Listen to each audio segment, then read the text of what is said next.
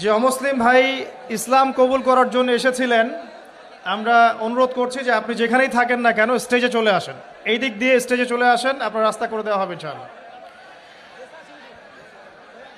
বসে আসেন, আসেন সামনে আসেন।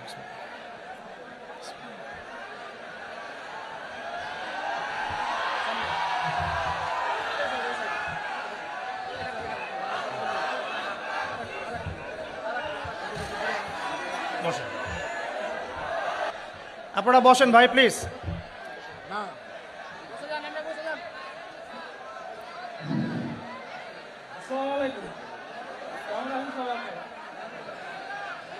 আমার নাম শ্রী পলাশ কুমার, বাড়ি আমার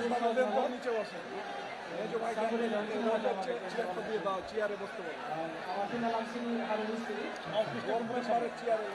আমি আজ ইসলাম গ্রহণ করতে চাচ্ছি। ভাইয়ের নাম শ্রী পলাশ কুমার। পলাশ কুমার।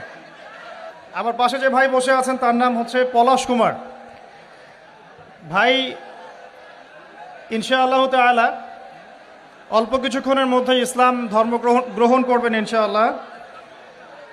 আমরা তার আগে ভাইয়ের সাথে কিছু কথা বলতে চাই যে ভাইকে কি ইসলাম ধর্ম গ্রহণ করার ব্যাপারে কেউ ফোর্স করেছে? আপনারা শুনছেন তো? আপনাকে কি কেউ টাকার প্রলোভন দেখিয়েছে বা কোনো ভয়ভীতি দেখিয়েছে?